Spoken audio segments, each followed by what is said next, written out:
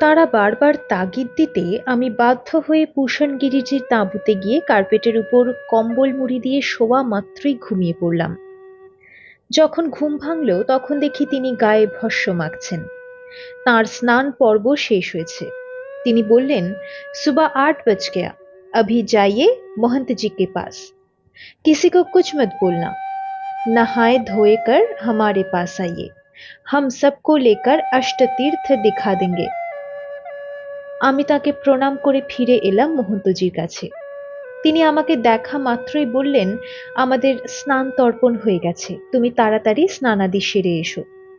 তুমি আসার পরেই আমরা এখানকার তীর্থগুলি দর্শন করতে বেরোবো। আমি সঙ্গে সঙ্গেই কমণ্ডলু ও গামছা নিয়ে নর্মদার ঘাটে গেলাম। আমি মনে মনে ভাবছি, এই দলের সঙ্গে এতদিন রয়েছি, এদের অনাবিল স্নেহ এবং অনেক মহত্বের পরিচয় পেয়েছি। ভারতে অনেক ধর্ম সম্প্রদায়ের সঙ্গে মেলামেশার অনেক সুযোগ হলো। তারা সকলেই সাম্প্রদায়িক গোঁড়ামি মুক্ত। এ কথা বলতে পারলে সুখী হতাম। কিন্তু দুঃখের বিষয়, তারা সম্প্রদায়ভুক্ত লোক ছাড়া আর কাউকে আপন ভাবতে পারেন না। তাদের মধ্যে অনেক কৌতূহল, অনেক জিজ্ঞাসা, সন্দেহ প্রভৃতি পদে পদে লক্ষ্য করেছি। সম্প্রদায়ভুক্ত করতে তাদের ক্রমাগত চেষ্টা থাকে। কিছুতেই না পারলে দুর্ব্যবহারও করে থাকেন। পরিক্রমাকালে এই নর্মদা তটেই আমি সেই রকম অনেক সম্প্রদায়ের সাক্ষাৎ পেয়েছি। কিন্তু মহাত্মা নগেন্দ্র ভারতীর এই দলটি আশ্চর্য ব্যতিক্রম। এদের মধ্যে আজ পর্যন্ত কারো মনে আত্মপর ভেদবুদ্ধির কোনো চিহ্ন দেখতে পাইনি। প্রথম থেকে এরা আমাকে স্বজন রূপে স্নেহ দৃষ্টিতে গ্রহণ করেছেন। এদের কখনো কোনো বিষয়ে অহেতুক কৌতূহল, অনাবশ্যক জিজ্ঞাসার কুৎসিত আগ্রহ দেখলাম না। মা নর্মদার দয়ায় মহন্তজির মতো এরকম মহৎ ও উদার চরিত্র মানুষের সঙ্গলাভ সৌভাগ্যের কথা সন্দেহ নাই। যাই হোক, স্নান তর্পণাদি সেরে যখন ফিরে এলাম তখন মতীন্দ্রজি জানালেন যে 9:15 বেজেছে, আমরা সবাই প্রস্তুত। মহন্তজিকে বললাম, পুষণগিরিজি আমাদের সঙ্গে নিয়ে তীর্থ দর্শন করাবার আগ্রহ প্রকাশ করেছিলেন। তিনি বললেন, बहुत अच्छा, आप जाकर निवेदन करिए, हम लोग तैयार हो गए हैं। আমি সঙ্গে সঙ্গে তার তাঁবুতে গিয়ে হাজির হলাম। তাকে মহন্তজির কথা নিবেদন করতেই তিনি সঙ্গে সঙ্গে উঠে দাঁড়ালেন। আমাকে বললেন, उन्होंने कमंडलू पुष्प वगैरह जरूर लिए होंगे, उनको ऐसा ही करने दीजिए। आपको हम दूसरा तरीका सिखा देते हैं। जो कोई सिद्ध स्थान में पूजा या दर्शन के लिए जाएंगे, उधर खड़ा होकर दीर्घ विलंबित श्वास आहिस्ता आहिस्ता छोड़ देकर कुंभक के अवस्था में स्थित होकर उन शिवलिंग को स्वरूप स्मरण करके आज्ञा चक्र में प्रणाम करिएगा। उसमें पूजा भी हो जाएगा, ऐसा देखिए। বলে তিনি দণ্ডায়মান অবস্থাতেই, দীর্ঘ বিলম্বিত অবস্থাতেই শ্বাস ছেড়ে কুম্ভকে স্থিত হলেন। 3 বার ওই পদ্ধতিটি দেখিয়ে বললেন, ऐसा एक दफे करिए तो देखते हैं, कुंभक छोड़ के जब श्वास ग्रहण करते थे तो उस वक्त कैसा मेरुदंड का अंदर में बम बम करके आवाज होती है। बम बम बवम बम महाबीज बड़ा ब्रह्म स्वरूप शिव जी का महाबीज है, और ये तरीका का नाम है ब्रह्म प्राणायाम। তিনি আমার সঙ্গে 7 নম্বর তাঁবুতে আসতেই সকলেই তার কাছে এসে অভিবাদন করলেন। পুষণগিরিজি বললেন, अरे भैया, पहले नर्मदा माई को अभिवादन करना चाहिए। মা নর্মদাকে প্রণাম করে হর নর্মদে ধ্বনি দিতে দিতে শিঙা ডমরু বাজিয়ে আমরা হাঁটতে লাগলাম পশ্চিম দিকে। তার তাঁবুর এলাকা পেরিয়ে প্রায় 10 মিনিট হাঁটার পরেই নর্মদা তটেই একটি মন্দির দেখে তিনি বললেন, ये है धूत पापेश्वर। स्कंद स्वामी ने देव सेनापति बनकर असुरों का संहार किया था, वो यहाँ तप करके निष्पाप बने। আমি লক্ষ্য করলাম তিনি আমাকে যে পদ্ধতিতে প্রণাম ও পূজা করার নির্দেশ দিয়েছিলেন সেইভাবেই পূজা ও প্রণাম সারলেন। মন্দিরের দরজা নাই, নাগারা তাদের প্রচলিত পদ্ধতিতে পূজা সারলেন। ধূতপাপেশ্বর মন্দির হতে নিয়ে গেলেন নিকটস্থ মার্কণ্ডেশ্বর তীর্থে। বললেন, स्कंद को विजय प्राप्त कराने के निमित्त मार्कंडेय मुनि ने इनको स्थापना की। এখানকার মন্দিরটির ভগ্নদশা। সেখান থেকে নিয়ে গেলেন ভোগেশ্বরের ঘাটে।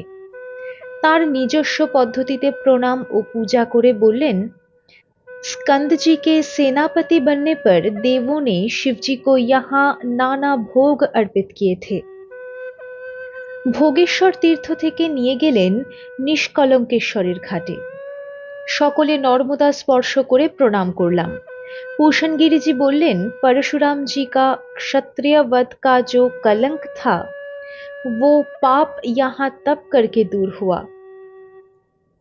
इनके बाद उधर जो घाट दिखाई देता है वो है रोहिणेश्वर तीर्थ।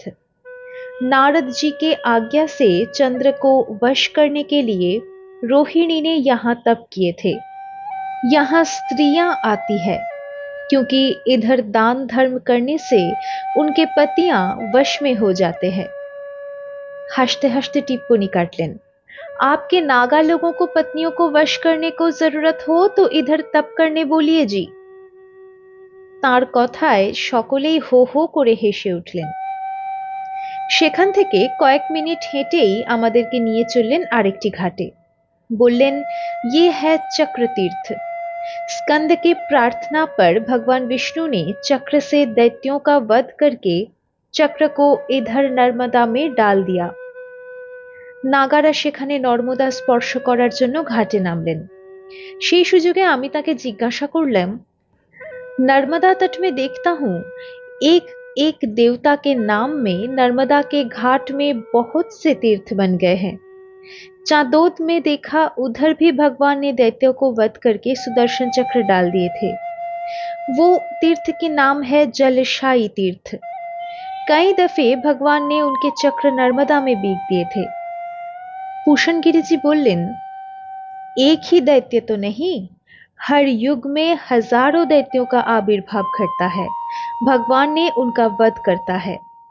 नर्मदा स्पर्श करने से भगवान की भी ईशित्व, वशित्व, प्राकाम्य वगैरह दिव्य सिद्धि और सुदर्शन का भी दिव्य शक्ति पुनः प्रतिष्ठित हो जाते हैं। बगैर नर्मदा माई तपशक्ति कौन दे सकते हैं? इसलिए हर एक तीर्थ बन चुका। নর্মদা স্পর্শ করে আমাদের নাগারা ফিরে আসতেই पूषण गिरी जी আমাদের আরেকটি ঘাটে এনে বললেন, ये है केदार तीर्थ। एक दैत्य के भय से भागकर बद्री केदार यहाँ नर्मदा किनारे में आ गए थे। एक कथा सुनेई हमें बोललाम, तब तो भगवान बद्री केदार जी के लिए ये बहुत शर्म की बात है। तिनी बोलें, नहीं जी, ये भी हो सकता है। कोई महाभक्त की इधर तपस्या के प्रभाव और दर्शन के लालच आरती से भगवान केदार बद्री जी के रूप लेकर नर्मदा में प्रकट हो गए थे। এখানে নাগাদের নর্মদার জলস্পর্শ শেষ হলে তিনি আমাদেরকে নিয়ে উপস্থিত হলেন এক অতি প্রাচীন পাথরের মন্দিরে।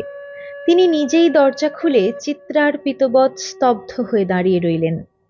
তার প্রণামের রীতি অনুযায়ী প্রণাম হয়ে গেলে তিনি সকলকে জানালেন, ये उत्तरेश्वर जी का महापुण्य स्थान भगवान स्कंद जी का तपस्थली है। মহন্তজি সহ সকল নাগারা উত্তরেশ্বর মহাদেবের মাথায় জল ঢেলে বেরিয়ে এলে पूषण गिरिजी, মহন্তজি এবং আমার হাত ধরে পুনরায় মন্দিরের গর্ভগৃহে ঢুকে ভালো করে শিবলিঙ্গকে দর্শন করতে বললেন। তিনি হাত দিয়ে ভালো করে মার্জনা করে দেখালেন, প্রায় 6 ইঞ্চি শিবলিঙ্গে অর্ধেক অংশ গোলাপি আভা এবং বাকি অধিকাংশ শুভ্র অর্থাৎ অর্ধনারীশ্বর। তিনি বললেন, उत्तरेश्वर जी स्वयंभूलिंग, स्कंद जी अर्थात ब्रह्मविद्यार मूर्त विग्रह भगवान सनत कुमारेर तपस्या बले इनी प्रकट हয়েছেন। এই উত্তরেশ্বর নামটির তাৎপর্য গভীর অর্থবহ। আমার গুরুদেব পাথরগিরি মহারাজ আমার কাছে ব্যাখ্যা করেছিলেন যে মেরুদণ্ডের মজ্জার সঙ্গে যে স্থানে মস্তিষ্কের মজ্জার সংযোগ বা সম্মিলন ঘটেছে সেই স্থানের নামই প্রকৃত আজ্ঞাচক্র। মস্তিষ্ক মধ্যস্থ ব্রহ্মরন্ধ্র হতে নিঃসৃত প্রাণাত্মার চিদাত্মক এই কেন্দ্র হতে নিয়ন্ত্রিত হয়ে আসে বলেই এই কেন্দ্রের নাম আজ্ঞাচক্র। সুষুম্না এই স্থান হতে দুই ভাগ হয়ে ব্রহ্মরন্ধ্রে গিয়েছে। আজ্ঞাচক্র হতে সম্মুখস্থ ললাট প্রদেশের অভ্যন্তর পথে অর্ধবৃত্তাকারে বেঁকে ব্রহ্মরন্ধ্রের কাছে তার একটি মুখ, অপর মুখটিও অর্ধবৃত্তাকারে বেঁকে ব্রহ্মরন্ধ্রের অপর পাশে গিয়ে ঠেকেছে বটে, তবে সেটি গিয়েছে আজ্ঞাচক্রের পিছন দিক দিয়ে। এই উভয় পথই শূন্য নালা অর্থাৎ আকাশময়। ব্রহ্মতালুদেশে এই দুই মুখের মধ্যস্থলে ব্রহ্মরন্ধ্র। ব্রহ্মরন্ধ্রের অর্থ যে রন্ধ্র বা ছিদ্রপথে জীবাত্মার উৎক্রমণ ঘটে, কিংবা যে রন্ধ্র দিয়ে পরমাত্মার শরীরস্থ সীমায়িত স্থানে এসে জীবাত্মা রূপে প্রকট হন। সুষুম্নার যে দুটি ভাগের কথা বলেছি তার একটির নাম উত্তরা সুষুম্না, অপরটির নাম অপরা সুষুম্না। আজ্ঞাচক্রের নিচের মণ্ডলগুলি দক্ষিণাপথ, দক্ষিণায়নের পথ। এই জন্য মূলাধার, স্বাধিষ্ঠান প্রভৃতি ভেদ করে আজ্ঞাচক্র পর্যন্ত যাতায়াত করতে পারলেও যতই অলৌকিক সিদ্ধি এবং দিব্যানুভূতি লাভ করুন না কেন, সাধককে পুনরাবর্তন করতেই হয়, অন্তত তার পুনরাবর্তনের সম্ভাবনা থাকে। কিন্তু উত্তরা সুষুম্না পথে গমন করতে পারলে তার আর পুনর্জন্ম হয় না। উত্তরা সুষুম্না পথই উত্তরা পথ, উত্তরায়ণের পথ, সাক্ষাৎ ব্রহ্মমার্গ, ব্রহ্মবিদ্যার রাজপথ। ভগবান সনত কুমার বা স্কন্দজি নর্মদা তটের এই স্থানে তপস্যা করার ফলেই তার কাছে ব্রহ্মবিদ্যার রাজপথ উত্তরাপথ প্রকটীভূত হয়েছিল এবং সেই পরম পূর্ণলগ্নে স্বয়ম্ভূ প্রকট হন। সেই জন্যই এখানে স্বয়ম্ভূর নাম উত্তরেশ্বর, আর এই জন্যই স্কন্দকে বলা হয় ব্রহ্মবিদ্যার নিধি। দেবর্ষি নারদ এবং মহামতি বিদুর তাঁর কাছ হতেই এই দেবদুর্লভ পরম বিদ্যা লাভ করেছিলেন। মহন্তজির দিকে তাকিয়ে তিনি বললেন, এখন আমার আখড়াতে ফিরে যাই, চলুন। আমার ইচ্ছা আপনারা কাল এই মন্দিরে এসে যে যতটা সময় ব্যয় করতে পারবেন ততই মঙ্গল। মন্দির থেকে বেরিয়ে আসার পর রাস্তার উপর দাঁড়িয়ে অঙ্গুলি সংকেত করে পশ্চিম দিকে দেখালেন যে ধূতপাপেশ্বর মন্দিরই সিনোর বা সেনাপুরের শেষ সীমা। সেখান থেকে 10 মিনিট হেঁটে গেলেই যে কোটিশ্বর তীর্থ পাবেন, সেটিও স্কন্দ তীর্থ। তাঁবুতে প্রত্যাবর্তনের পরেই তিনি জগদানন্দকে বললেন ভিক্ষার ব্যবস্থা করতে। আসার সময় তার মূল তাঁবুর পিছনে একটা প্রায় 200 ফুট লম্বা একতলা ব্যারাক বাড়ি চোখে পড়ল। তিনি সেই দিকে গেলেন। আমরা আমাদের নির্দিষ্ট তাঁবুতে গিয়ে ঢুকলাম। মতীন্দ্রের ঘড়িতে দেখলাম বেলা 1টা বেজেছে। মিনিট 5 পরেই আমাদেরকে একজন নাগা এসে ডেকে নিয়ে গেলেন সেই ব্যারাক বাড়িতে। আজ সেখানেই আমাদের ভোজনের ব্যবস্থা হয়েছে। নর্মদার দিকে মুখ করে যে সুদীর্ঘ প্রশস্ত বারান্দা আছে, সেখানে বসেই আমরা ভোজন পর্ব শেষ করলাম। তিনি নিজেও আমাদের সঙ্গে বসে 4খানা চাপাটি এবং পোয়াখানেক দই খেলেন। হাত মুখ ধুয়ে আমরা তাঁবুতে ফিরে বিশ্রামের জন্য যে যার আসনে শুয়েছি, এমন সময় পুষণগিরিজি আমাদের তাঁবুতে এসে ঢুকলেন। তার পিছন পিছন ঢুকলেন এক নাগা, হাতে একটি প্রকাণ্ড তাকিয়া নিয়ে। গেরুয়া কাপড়ে আচ্ছাদিত সেই তাকিয়াতে ঠেস দিয়ে তিনি মহন্তজির কাছেই অর্ধশায়িত হলেন। মহন্তজি বললেন, गिरिजी, इतना भूरी भोज का सामान आपके पास कहाँ से आते हैं? তিনি বললেন, रेवा माई की कृपा से सब कुछ आ जाता है, हम ले आते हैं थोड़ी। धूत पापेश्वर तीर्थ से आने के वक्त आपने क्या अगल बगल में देखा नहीं, सिनोर छोटा सा शहर बन जा रहे हैं। इधर खेती वोती में फसल भी ज्यादा होता है, दुकान पसरा सब कुछ है, कोई चीज की कमी नहीं। अच्छा जी, आप तो जरूर गंगोनाथ या कल्होरीनाथ होकर आए होंगे। उधर ब्रह्मानंद ब्रह्मचारी जी का आश्रम का क्या हालत है, हमने 2 दफे उनको दर्शन किया, महातपस्वी थे। মহন্তজি বললেন, তার গদিতে এখন বসেছেন পৃথানন্দ ব্রহ্মচারীজি। बड़ा गुरु भक्त हैं, अच्छी तरह से आश्रम का सेवा करते हैं। তিনি আমাদের খুবই যত্ন করেছেন, গোসেবা অতিথি সেবার ধারাও বজায় রেখেছেন। তার কাছে তার গুরুর বহু অলৌকিক সিদ্ধির গল্প শুনে এলাম। যেদিন তার দেহান্ত হয়, আশ্রমের সবাই যখন তার সলিল সমাধির আয়োজন করতে ব্যস্ত, তখন নাকি ডাকর থেকে একজন ভক্ত সন্ধ্যাকালে এসে জানায় যে সেদিন সকাল 10টায় তিনি সন্ন্যাসী ও ব্রাহ্মণদেরকে ভান্ডারা দিয়েছিলেন, অথচ সেই দিন ব্রাহ্ম মুহূর্তেই তার নাকি দেহান্ত হয়। তার পরদিনই কয়েকজন ভিল এসে আর এক আশ্চর্যকর সংবাদ দেয় যে তারা সকাল 7টার সময় ঝুলি কাঁধে তাকে চাঁদোদের দিকে যেতে দেখেছেন। তাদের বর্ণিত সময়ে মিলিয়ে দেখা যায় যে সে সময় তিনি মহাসমাধিতে প্রবিষ্ট হয়েছেন। আপনি বলতে পারেন এইরকম অত্যাশ্চর্য ঘটনা কিভাবে ঘটে? ভূষণ গিরিজি বললেন, যে সকল মহাযোগী কায়কল্পের সাধনাতে সিদ্ধি লাভ করেন, তাদের পক্ষে এরকম অত্যাশ্চর্যভাবে জীর্ণ দেহ ত্যাগ করে সঙ্গে সঙ্গে অন্য দেহ গ্রহণ করা বা পূর্ব দেহের অনুরূপ আর এক দেহ গ্রহণ করা সম্ভব হয়। আমি গুরুজির মুখে শুনেছিলাম তিনি এই নর্মদা তটের ওঙ্কার ক্ষেত্রে একজন 500-600 বৎসরের কায়সিদ্ধ মহাযোগীর একবার সাক্ষাৎ পেয়েছিলেন। তিনি নাকি তার সেই সিদ্ধ দেহে এখনো বর্তমান। এই তপভূমিতে সবই সম্ভব। একমাত্র নর্মদার তট ও হিমালয়ের শতপন্থ ছাড়া আর কোথাও এই ধরনের মহাযোগীরা বাস করতে পারেন না। এই দুটি স্থানে যেমন বিশুদ্ধ বাতাবরণ, তেমন শুদ্ধ চিৎকণার প্রবাহ বর্তমান, তেমনটি আর ভারতবর্ষের কোথাও নেই। তার কথা শুনতে শুনতে বারবার মহাত্মা প্রলয় দাসজির কথা মনে পড়ছিল। আমার কেবলই মনে হচ্ছিল তার গুরু পাথরগিরিজি নিশ্চয়ই ওঙ্কার তীর্থে মহাত্মা প্রলয় দাসজির সাক্ষাৎ পেয়েছিলেন। সেই কথা ভাবতে ভাবতে অন্যমনস্ক হয়ে পড়েছিলাম। তা লক্ষ্য করে ভূষণ গিরিজি বললেন, क्या आपको नींद आ रही है? नहीं तो दूसरा कुछ सोचते हैं? আমি প্রলয় দাসজির প্রসঙ্গ চেপে গিয়ে বললাম, 21-22 বৎসর আগেও বাংলাদেশে এইরকম একজন মহাযোগী বিরাজমান ছিলেন, যাকে দেহান্তের পর গঙ্গনাথের ব্রহ্মানন্দ ব্রহ্মচারীর মতোই অন্যত্র হেঁটে যেতে দেখা গিয়েছিল।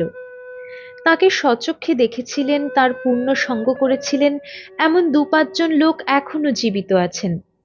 তাই আপনি যে বলছেন নর্মদা তট এবং হিমালয়ের শতপন্থ ছাড়া ভারতের অন্য কোনো স্থানে কায়কল্পধারী কোনো উচ্চকোটির মহাযোগীর বাস থাকতে পারে না, এ কথা মানতে পারছি না।